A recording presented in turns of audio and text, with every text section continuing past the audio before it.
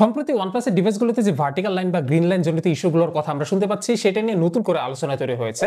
Specially যখন আমরা CE4 লাইটের কথা বলছি, তখন আমরা স্মার্টফোনটাতে পাচ্ছি অ্যামোলেড ডিসপ্লে। যদিও যেনতন ডিসপ্লে না, এটা কিন্তু সেম ডিসপ্লে যেটা OnePlus 11 এ ব্যবহৃত হয়েছিল। অ্যাটলিস্ট OnePlus এটাই ক্লেম করতেছে। এই যা বিপদে পড়লাম না তো। দেশের বাজারে আবারও অফিসিয়াল ওয়ানপ্লাসের নতুন মেড ইন বাংলাদেশের স্মার্টফোনের আগমন ঘটল। This is OnePlus Nord CE4 Lite। Entry লেভেলের Nord N30 SE কে নিয়ে ওয়ানপ্লাসের দারুণ একটা এন্ট্রির পর এইবার OnePlus মিড রেঞ্জে এই CE4 Lite কে নিয়ে খেলতে যাচ্ছে। ফোনটি সম্পর্কে বিস্তারিত আলোচনার পাশাপাশি এই স্মার্টফোনটির লঞ্চিংকে ঘিরে বেশ কিছু আলোচনা তৈরি হয়েছে। তো আপনারা যারা এই OnePlus Nord CE4 Lite কে কিনবেন বলে ভাবছেন, তারা অবশ্যই পুরোটা ভিডিও মনোযোগ সহকারে দেখবেন। শুরু করা যাক আনবক্সিং থেকে। তো এই Nord CE4 Lite আমাদের বাজারে এসেছে বক্সের ভিতর কেবল এবং চার্জার সহ, এবং ফোনের ভিতর আপনারা 5500 mAh ব্যাটারি ক্যাপাসিটি পাবেন, যেটা কিন্তু ইউরোপ রিজনে লঞ্চ হওয়া স্মার্টফোনটার সাথে সেম না। ওটার ব্যাটারি ক্যাপাসিটিও কম, আবার বক্সের ভিতর চার্জার এবং কেবল নাই।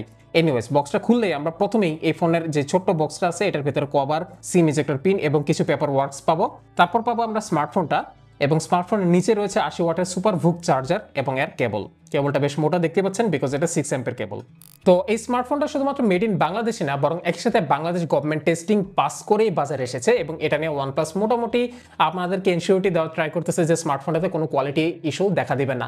তারপরেও যদি দেখা দেয়, তাহলে আপনার জন্য আছে 7 দিনের রিপ্লেসমেন্ট ওয়ারেন্টি, যেখানে ফোনে কোনো প্রকার ইস্যু পেলে আপনারা পুরো ফোনটাই এক্সচেঞ্জ করে নিতে পারবেন, এবং পরবর্তীতে 1 বছরের আপনারা ফ্রি সার্ভিস ওয়ারেন্টি পাচ্ছেন, যেখানে আপনারা কোন প্রকার ভার্টিক্যাল লাইন বা এই রিলেটেড যে কোনো ইস্যু পেলে আপনারা ফ্রি সার্ভিসে দিতে পারবেন। যদিও এখানে কিছু শর্ত আছে, যেমন আপনার ফোনটাতে ফায়ার ড্যামেজ, ওয়াটার ড্যামেজ এবং ফিজিক্যাল ড্যামেজ এগুলো যাতে না থাকে। এবং এই ফোনটার প্রাইস ধরা হয়েছে 27,999 টাকা। 28,000 টাকা প্রায়। এবং এখানে আমরা পাচ্ছি official warranty, 8GB LPDDR4X RAM, 256GB UFS 2.2 storage, expandable up to 2 terabyte, 5500 mAh বিশাল বড় ব্যাটারি, 80 ওয়াটের সুপার ফাস্ট চার্জ, যেটাকে ভোক চার্জ নাম বলা হচ্ছে, আবার 50 megapixel Sony Lytia 600 main camera, and last but not least Snapdragon 695 SoC। তো আমরা প্রথমে চোখ বুলিয়ে নিব এটার ডিসপ্লেতে। এখানে আমরা পাচ্ছি 6.67 ইঞ্চ সাইজের 120Hz 8-বিট অ্যামোলেড ডিসপ্লে, যেটা স্যামসাং E4 প্যানেল, যা কিনা OnePlus 11এও ইউজ করা হয়েছিল। যদিও তারা বলছে সেম জিনিস, বাট এক্সপিরিয়েন্সটা কিন্তু সেম না, বিকজ আপনারা OnePlus 11 ডিসপ্লেতে LTPO টেকনোলজি পাচ্ছিলেন, যেখানে 1 হার্টজ পর্যন্ত রিফ্রেশ রেটটা নামতে পারে। সেই সাথে ওইটাতে 2K রেজলিউশন ছিল, যেটা এটাতে নাই। ওইটাতে HDR10+ সার্টিফিকেশন ছিল, যেটা এটাতে নাই। তবে বলতেই হয়, ডিসপ্লে প্যানেলের কালার রিপ্রোডাকশনটা কিন্তু এক্সেলেন্ট, খুবই সুন্দর কালার রিপ্রোডিউস করতে পারে, খুবই ভাইব্রেন্ট কালার আসে, এবং একই সাথে ডিসেন্ট ম্যাক্স ব্রাইটনেস হচ্ছে বলা যায়, যেটা আপনার আউটডোরে সানলাইটে গেলে 1200 নিটস, এবং এটার ম্যাক্সিমাম ক্যাপাবিলিটি হচ্ছে 2100 নিটস, যেটা হয়তো বা স্পেসিফাইড কোনো সিনারিওতে অ্যাক্টিভেট হতে পারে। তবে নর্মালি আপনারা 600 থেকে 1200 নিটসের মধ্যেই ইউজ করতে পারবেন এই স্মার্টফোনটাকে। এই ডিসপ্লেটাকে যখন আমি অ্যাকিউট অ্যাঙ্গেল থেকে দেখছিলাম, তখন দেখতে পাচ্ছিলাম গ্রিন এবং পিঙ্ক কালারের যে হিউটা আমরা ইউজুয়ালি অ্যামোলেড ডিসপ্লেগুলোতে দেখতে পাই, এটা তো সেটা আছে। তাছাড়া এই ডিসপ্লের একটা ফিচার আমার চমৎকার লেগেছে, সেটা হচ্ছে অ্যাকোয়া টাচ, অর্থাৎ এই ডিসপ্লের উপর পানি পড়লেও আপনার টাচটা অ্যাকুরেটলি কাজ করবে। এটা খুবই চমৎকার একটা ফিচার, এবং এটা সব স্মার্টফোনই থাকা উচিত, বিশেষ করে বাজেট ওরিয়েন্টেড যে স্মার্টফোনগুলো আছে সেগুলোতে। ফোনটাকে পেছন থেকে না দেখলে এর সৌন্দর্য উপলব্ধি করা খুবই কঠিন, বিশেষ করে এটার অনলাইন রেন্ডারে যখন আপনারা নীল কালারটা দেখেছেন, আই বিলিভ আমার মতো আপনারাও সেটাকেই পছন্দ করেছেন। বাট বাস্তবতা হচ্ছে যে এই সিলভার কালারটা হাতে আসার পর এইটাকেই সব থেকে চমৎকার লেগেছে। এই সিলভার কালারটা কিছুটা আয়নার মতো নিজের চেহারা দেখতে পাবেন, আর এটার উপর আলো পড়লে খুবই ব্রাইট ভাবে জ্বলে ওঠে। কিন্তু যখন কোন প্রকার আলো পড়ে না, তখন ফোনটা অনেকটাই ব্ল্যাক ডার্ক একটা কালার ধারণ করে, যা চমৎকার লেগেছে আমার কাছে। এনিওয়েজ, এই ফোনটার ডিজাইনের মধ্যে উল্লেখযোগ্যভাবে বলতে হয় এটার ক্যামেরা হাউজিংটা, যেটা বেশ ছোট, এবং ওভারঅল ফোনটার লুকের মধ্যে একটা ক্লিন লুক ভাইব ফুটে তুলেছে এই ক্যামেরা হাউজিংটা। আর এই ফোনটা চারদিকে যদি আমরা তাকাই, প্রয়োজনীয় সকল পোর্টসই পেয়ে যাব। তবে উল্লেখযোগ্যভাবে বলতে হয় এটাতে 3.5 মিলিমিটার অডিও জ্যাক পোর্ট আছে, এবং ডুয়াল স্টেরিও স্পিকার আছে। তো এই ফোনের সিকিউরিটি হিসেবে থাকা ফিঙ্গারপ্রিন্ট সেন্সরটা কিন্তু এবার আমরা ডিসপ্লের নিচেই পাচ্ছি, যেটা বটম দিকে অবস্থান করছে, যার পজিশনটা আমার মনে হয় আরেকটু উপরে হলে ভালোই হতো। বাট এনিওয়েজ, এই ফিঙ্গারপ্রিন্ট সেন্সরটা বেশ অ্যাকুরেট এবং ফাস্ট কাজ করে। তো এই ফোনটার ওজন হচ্ছে 191 গ্রাম, যা আসলে সংখ্যা হিসেবে কম না, কিন্তু হাতে নিলে তেমন একটা ভারী মনে হয় না আমার কাছে, বরং লাইট ওয়েটই মনে হয়েছে, যা এক হাতে লম্বা সময় যাবত ব্যবহার করার জন্য খুব একটা চ্যালেঞ্জিং হবে না। কিন্তু যেহেতু ফোনটা আকারে অনেকটাই বড়, সো এক হাতে সব দিকে রিচ করা একটু কঠিন। তো এই স্মার্টফোনটা অল প্লাস্টিক বিল্ড একটা স্মার্টফোন, ওভারঅল ফিট এন্ড ফিনিশিংটা ঠিক আছে, বাট আমার কাছে এটার ব্যাক সাইডে আঙুলের ছাপ পড়ার ব্যাপারটাকে খুব একটা ভালো লাগে নাই। এটাকে ম্যাট ফিনিশ করে দিলে হয়তো এই সমস্যাটা থাকতো না, বাট তখন আবার এটার যে চমৎকার লুকটা সেটাও আবার পাওয়া যেত না। এনিওয়েজ আপনারা এই ফোনের যে বক্সে ব্যাক কভার আসছে সেটা ইউজ করবেন, আদারওয়াইজ এটার ব্যাক প্যানেলে কিন্তু খুব সহজে স্ক্র্যাচ পড়ে যেতে পারে। আর লাস্টলি এই ফোনটাতে IP54 এর প্রোটেকশন আছে, অর্থাৎ মোটামুটি ডাস্ট প্রুফ এবং হালকা পাতলা পানির ছিটে ফোটা থেকে এটা সেফ থাকবে। Back to the future guys, এবার আমরা দেখে নেব এটার স্ন্যাপড্রাগন 695K। তো এই প্রসেসরে দুটো Cortex A78 আছে 2.2 GHz এবং 6টি পাওয়ার সেভিং Cortex A55 আছে 1.8 GHz। জিপিইউ আছে Adreno 6 ন্যানোমিটার TSMC প্রসেসিংয়ে তৈরি হয়েছে এবং এই প্রসেসরটা লঞ্চ হয়েছিল 2021 সালের শেষের দিকে। 2024 সালে এসে আবারও স্ন্যাপড্রাগন 695 এর সাথে দেখা।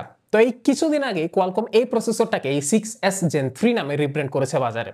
আমার মনে হয় ওই প্রসেসরটা এটাতে দিলেও ব্যাপারটা কিছুটা রিফ্রেশিং হইতো, বাট এনিওয়েজ কি আর করার, চলো আমরা চলে যাই এটার বেঞ্চমার্ক সেগমেন্টে। অ্যান্ড্রয়েডে এই ফোনটি স্কোর করেছে 4,73,000 প্লাস, যা এই বাজেটের অফিসিয়াল কম্পিটিশনের মধ্যে ওয়ান অফ দি হাইয়েস্ট। এদের মধ্যে পারফরমেন্সের তফাৎটা আসলে আহামরি বড় কিছু না। তো গিগবেঞ্চে এটা সিঙ্গেল করে স্কোর করেছে 895, মাল্টি করে 1966, 3D মার্ক ওয়াইল্ডলাইফে স্কোর করেছে 1506 এবং এটার স্ট্রেস টেস্টে আমরা পেয়েছি 99.6% স্টেবিলিটি। সো বুঝতেই পারতেছেন এটার গেমিং ক্যাপাবিলিটিটা আসলে লো টু মিডিয়াম রেঞ্জের গেমসগুলোর জন্য। তো এরপরে এটার ইন্টারনাল স্টোরেজের স্পিডটা আমরা এখানে টেস্ট করে দেখেছি, ইউএফএস 2.2 হিসেবে ঠিক আছে। ডোন্ট কিল মাই অ্যাপ বেঞ্চমার্কে এই ফোনটা 60%-এর মতো একটা স্কোর করেছে। আর মানে হচ্ছে আপনি যখন কোনো একটা অ্যাপস ইউজ করবেন তখন আপনি ফোনটি থেকে মোটামুটি 60%-এর মতো একটা অ্যাক্টিভিটি পাবেন ব্যাকগ্রাউন্ড থেকে, অর্থাৎ আপনার এই ক্ষেত্রে টুকটাক নোটিফিকেশনটা ডিলে হওয়ার সম্ভাবনাটাই বেশি। এবং ওয়ানপ্লাসের অক্সিজেন ওয়েস মূলত এইভাবে প্রেশারটা দেয় জাস্ট বিকজ ব্যাটারিটা সেভ করার জন্য। যাই হোক, আমরা যদি গেমিংয়ে চলে যাই, প্রথমে আমরা দেখতে পাচ্ছি War Thunder by default medium গ্রাফিক্সে থাকে, তবে আমি হাই গ্রাফিক্স সেটিংসে দিয়ে এবার একটু খেলা ট্রাই করেছি এবং FPS রেজাল্ট খুব একটা ভালো না। এবং গ্রাফিক্সটা সেট করতে গিয়েও দেখাচ্ছিল যে এই ডিভাইসটা হাই গ্রাফিক্সে খেলার জন্য সাপোর্টেড না। যাই হোক, আমরা পরবর্তীতে মিডিয়াম গ্রাফিক্সে চলে আসি এবং এই ক্ষেত্রে এসে 60 FPS স্মুথ একটা পারফরমেন্স পাওয়া গেছে। এবং এই মিডিয়াম গ্রাফিক্সের যে 60 FPS পারফরমেন্সটা, এটা আমার ব্যক্তিগত অভিজ্ঞতা বলতে হয় যে হেলো G99 থেকে মাচ বেটার। এরপর পাবজিতে চলে আসলে আমরা দেখতে পাবো এই ফোনটা সর্বোচ্চ 40 FPS হ্যান্ডেল করতে পারে স্মুথ গ্রাফিক্স বা ব্যালেন্স গ্রাফিক্স সেটিংসে। যদিও ব্যালেন্স গ্রাফিক্সে স্টার্টারিং আসে, যেটা আবার স্মুথ গ্রাফিক্সে গেলে স্টার্টারিং হয় না, 40 FPS মোটামুটি লকড পাওয়া যায়। এবং সে সাথে জাইরোস্কোপের পারফরমেন্সটা আমার কাছে ভালো লাগছে, বাট এটার যে ওভারঅল যে FPS পারফরমেন্সটা এটা আসলে কম্পিটিটিভলি পাবজি খেলার জন্য না। সো বুঝতেই পারতেছেন এই ফোনটা আসলে লো টু মিডিয়াম রেঞ্জের গেমসগুলোর জন্য, যেমন এই গেমসটা, এটার নাম কি জানি, স্কোয়াড বাস্টার। আবার যেমন ধরুন এই গেমসটা, আচ্ছা এটার নাম হচ্ছে সার্ভাইভার আইল্যান্ড। আপনারা অনেকেই গেমস দেখলে নাম টাম জিজ্ঞেস করেন, তাই বলে দিলাম। তো এই ধরনের ছোটোখাটো স্ট্র্যাটেজি গেম বা রিসোর্স ম্যানেজমেন্ট টাইপের যে গেমসগুলো আছে এইগুলো আপনারা অনায়াসে খেলতে পারবেন। তো এই ডিভাইসের মাল্টিটাস্কিং পারফরমেন্সটা আসলে খুব একটা আশানুরূপ না, যদিও 8 GB র্যাম দিয়েছে। সেই হিসাবে আপনারা এই ফোনটাতে অ্যাট এ টাইম 5টা থেকে 7টা অ্যাপস অনায়াসে চালাতে পারবেন, কিন্তু যখন গেমস টেমস টাইপ কোনো হেভি কিছু ওপেন করবেন তখন সর্বোচ্চ আমি 2টাই ব্যাকগ্রাউন্ডে রান করতে দেখছি। এরপর আমরা যদি ব্যাটারি ব্যাকআপের আলোচনায় আসি, দেখতে পাচ্ছেন প্রথম টেস্টিংটা এটা বলতে পারেন মিডিয়াম টু হেভি একটা ইউজ হয়েছে। এখানে বেঞ্চমার্ক টেস্টিং, গেমিং, তো এখানে আমি 10 থেকে 10.5 ঘন্টার মতো একটা স্ক্রিন অন টাইম পেয়েছি এবং ব্যাটারি লাস্ট করেছে একদিন 4 ঘন্টার মতো। অর্থাৎ আপনারা মোটামুটি ভালো রকমের যদি প্রেশার দিতে পারেন একদিন ব্যাটারি ব্যাকআপ ইজিলি পাওয়া পসিবল। তবে যদি একেবারে নর্মাল ইউজে চলে যান তাহলে 2 দিনেরও বেশি ব্যাটারি ব্যাকআপ পাওয়া পসিবল, যেমন আমি এখানে পেয়েছি। তবে এই স্ক্রিনশটটা দেখানোর মূল উদ্দেশ্য হচ্ছে যে ব্যাকগ্রাউন্ড ব্যাটারি ড্রেনিং আছে কিছু পরিমাণে, যেটা আসলে আমাকে খুব একটা বদার করে নাই, বিকজ এই ফোনটা 1 ঘন্টার মধ্যে ফুল চার্জ হয়ে যায়, যা খুবই ফাস্ট।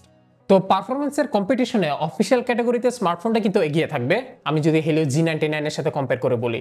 যদিও ব্যবধানটা কিন্তু মোটেও বড় না, খুবই শর্ট। তবে প্রসেসর স্ন্যাপড্রাগনের হইলে একটু লাভ আছে, যেটা হচ্ছে মানুষ কিছুটা ভরসা পায়। তবে আমার ব্যক্তিগত অভিমত যে এই স্মার্টফোনটার জন্য ওয়ানপ্লাসের উচিত ছিল স্ন্যাপড্রাগন 6 Gen 1কে কনসিডার করা। এতে করে এই ফোনটা আরো কিছু ফিচার পেত এবং একসাথে এটা ফিউচার প্রুফও হতে পারত। দৈনন্দিন ব্যবহারে এটার পারফরমেন্সটা আমার কাছে বেশ কিছুটা অপটিমাইজড মনে হয়েছে। মাল্টিমিডিয়া এক্সপিরিয়েন্সের ক্ষেত্রেও এটার সুন্দর কালারফুল ডিসপ্লের পাশাপাশি এটার স্পিকারের এক্সপিরিয়েন্সটা আমার কাছে চমৎকার লেগেছে।